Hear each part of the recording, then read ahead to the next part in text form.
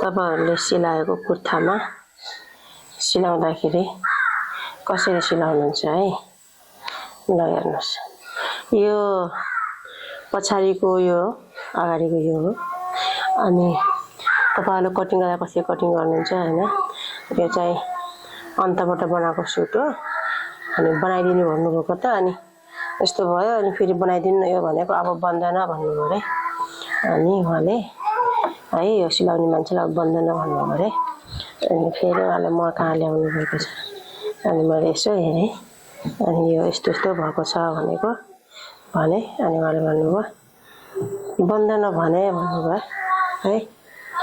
अनि यो अगाडिको कुर्ताको पाटा र पछाडीको कुर्ताको पाटा त बराबर हुन्छ नि हैन कटिङ गर्दाखेरि तर यो मैले कटिङ गर्दाखेरि त बराबर हुन्छ अगाडिको पाटा र पछाडीको पाटा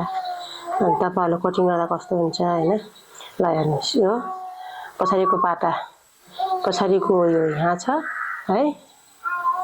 पछाडीको यो यहाँ छ यो पछाडीको यो यहाँ छ यो अगाडिको यहाँ छ यत्रो ग्याप हुन्छ त हेर्नु त अनि यो र यो त यस्तो पो हुनुपर्छ त है यस्तो यस्तो हुनुपर्ने हो नि तर यो चाहिँ यस्तो त्यही भएर अनि मलाई यो राम्रै भएन मलाई लाउँदाखेरि अप्ठ्यारो भयो शरीरमा बस्दैन पछाडी तानिन्छ भन्नुभयो अनि मैले यसो हेरेको त यस्तो रहेछ ल हेर्नुस् त्यही भएर टेलरवालाले कपडा सिलाउँदाखेरि राम्रोसँग फिनिसिङ गरेर दिनु होला अब यस्तो बिगारेर दिएपछि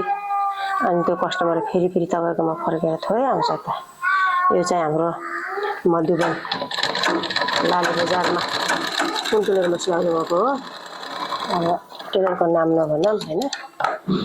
अनि अब फेरि तपाईकोमा फेरि यो कस्टमर फर्केर आउन नि त यसरी बिगारेर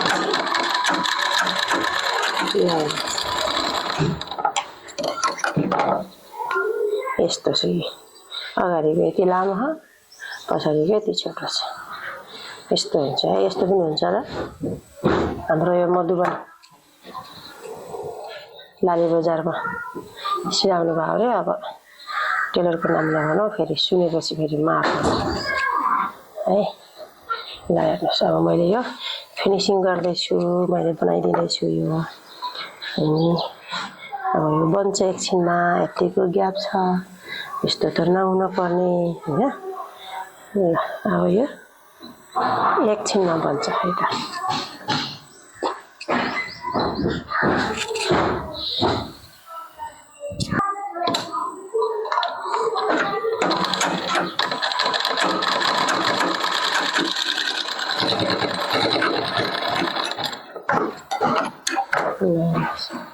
यो पछाडिको पनि अर्को पनि यत्रै ग्याप हुनुपर्छ ल यस्तो पनि हुन्छ सिलाइ